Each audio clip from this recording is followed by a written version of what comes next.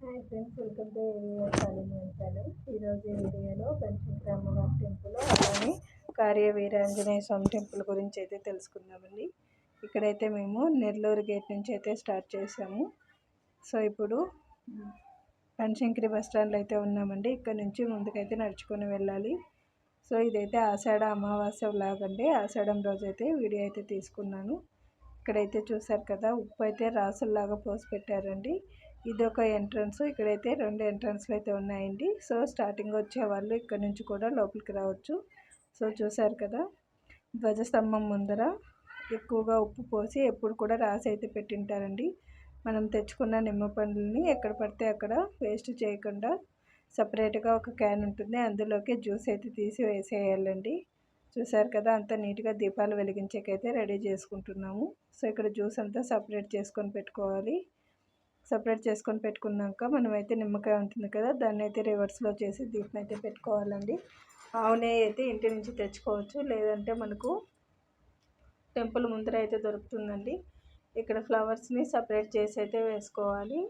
వద్దనుకున్న వాళ్ళు అలానే ఫ్లవర్ లాగా పెట్టుకోవచ్చండి. సో ఇప్పుడు ప్లేట్ని అంతా నీట్గా డెకరేట్ చేసుకొని అలంకరణ చేసుకొని మనమైతే నేతి దీపాలు అయితే పెట్టుకోవాలి నిమ్మకాయల్లో. సో ఇక్కడ మీకు 9 అయితే పెట్టుకోవచ్చండి, లేదంటే 7, 5, 3 కూడా పెట్టుకోవచ్చు. సో చూసారు కదా, ఇప్పుడైతే మేము దీపాలని సపరేట్ అయితే చేసి పెడుతున్నాము. ఈ టెంపుల్లో అమావాస్యకి అలానే మంగళ శుక్రవారాల్లో కూడా చాలా ఎక్కువగా జనాలు వస్తుంటారండి. అలానే అదే టైంలో కూడా చాలా ఫేమస్ బనశంకరి అమ్మవారి టెంపుల్. ఇప్పుడు ఎక్కడైతే నిమ్మ పన్ను సపరేట్ చేసి మనమైతే ఒత్తులు తెచ్చుకొని ఉంటాం కదా, ఆ ఒత్తుల్లో అయితే ఆయిల్ అద్దేసి మనం నీట్గా అయితే నిమ్మ పన్నులు అయితే పెట్టుకోవాలండి. ఇక్కడ ఫ్లవర్స్ కూడా నీట్గా అలానే అలంకరించుకోవాలి. ఇక్కడ చూసారు కదా, సపరేట్గా మనమైతే నెయ్యి కానీ నువ్వుల నూనె కానీ తెచ్చుకోవచ్చు. ఇలా డిప్పలో ఉండే నిమ్మకాయల్లో మనమైతే బుడ్డొత్తులు వేసి పూజ చేసుకోవడానికి అయితే రెడీగా చేసుకొని పెట్టుకోవాలండి. ఈ టైంలో చాలా ఎక్కువ మంది జనాలు వస్తుంటారు ఎక్కడి నుంచో. సో ఎక్కువగా ఆడవాళ్ళే వస్తుంటారండి, ఎందుకంటే మంగళ శుక్రవారాల్లో బనశంకరి అమ్మవారి టెంపుల్ అనేది చాలా మంది వచ్చి వెళ్తుంటారు. సో మనము ఇలా పూజ చేసుకోవాలంటే అర్లీ మార్నింగే లేచి రెడీ అయ్యేసి మనకైతే మార్నింగ్ టైంలోనే పూజ చేసుకున్నాం అనుకోండి, చాలా పీస్ఫుల్గా ఉంటుంది. అలానే ఎక్కువ మంది జనాలు లేని టైంలో అమ్మవారిని కూడా చాలా బాగా దగ్గరగా చూడొచ్చండి. సో చూసారు కదా, దీపాలన్నీ 1 బై 1 పెట్టేసిన తర్వాత ఆయిల్ అయితే నీట్గా వేసుకోవాలి.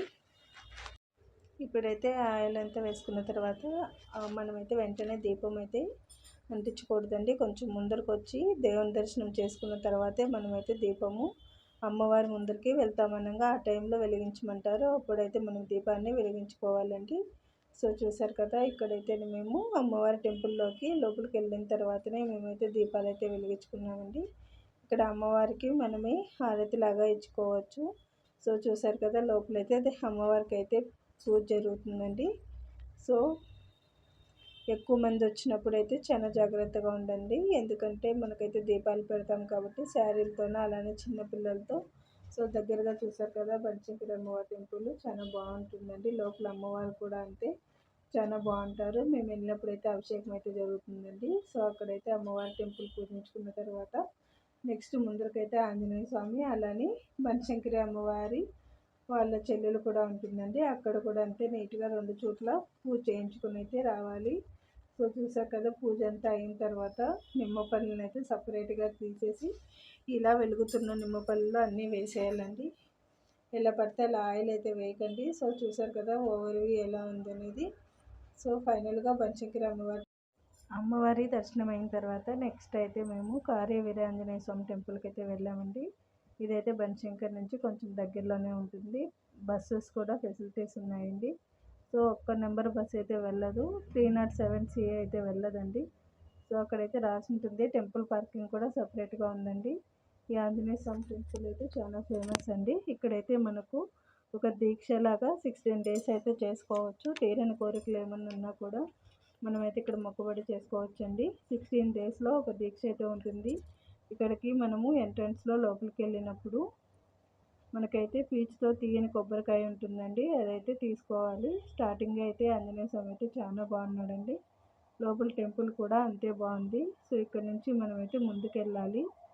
ముందుకెళ్ళిన తర్వాత లోపల టెంపుల్స్లో అయితే చాలా మంది వచ్చారండి జనాలు, సండే కాబట్టి. మెయిన్ ఇక్కడ ఆంజనేయ స్వామి ఫోటో దగ్గర చాలా మంది అయితే ఫోటోలు కూడా తీసుకున్నారండి. ఇక్కడ టోకన్కి అయితే వెళ్ళాలి. మనకి ఇక్కడ కొబ్బరికాయ దారంతో కట్టి ఉంటుంది.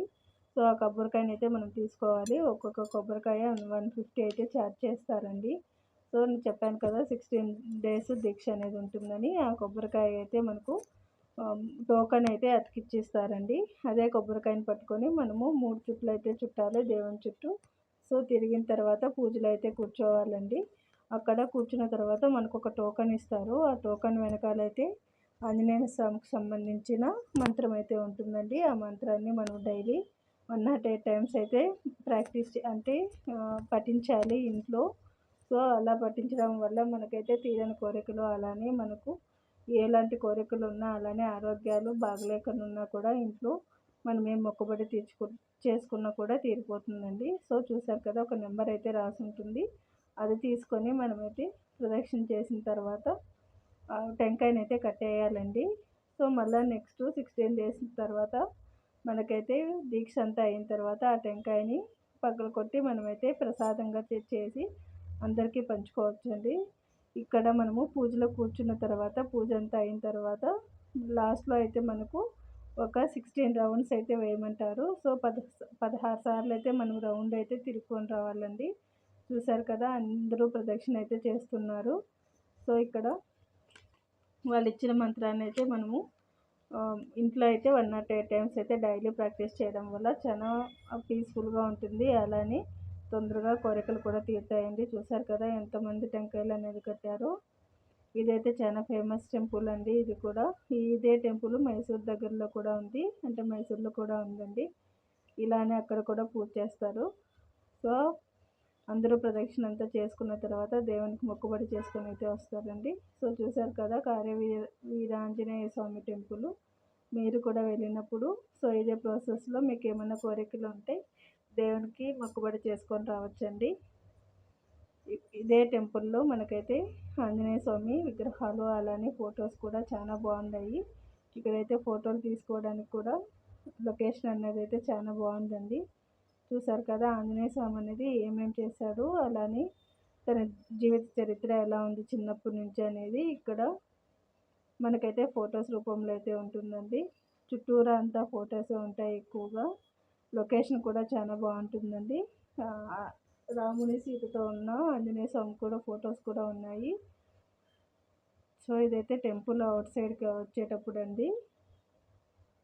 చూసారు కదా ఫైనల్గా ఆంజనేయ స్వామి టెంపుల్. మీరు కూడా వెళ్ళినప్పుడు ఆంజనేయ స్వామిని దర్శించుకోండి. అలా ఇదే ఆంజనేయ స్వామి టెంపుల్లో మనకైతే శివలింగం కూడా ఉంటుందండి. అక్కడే శివలింగాన్ని కూడా మనమైతే దర్శనం చేసుకోవచ్చు. అలానే గణపతి కూడా వరుసగా టెంపుల్స్ అయితే ఉంటాయండి. సో ఈ వీడియో కనుక నచ్చినట్టయితే లైక్, షేర్ అండ్ సబ్స్క్రైబ్ చేయండి. కొత్తగా చూసేవాళ్ళు మా ఛానల్ సబ్స్క్రైబ్ చేసి మీ ఫ్యామిలీ మెంబర్స్కి అయితే షేర్ చేయండి. Thanks for watching this video. ఈ వీడియోని అయితే మీ ఫ్యామిలీ అండ్ ఫ్రెండ్స్కి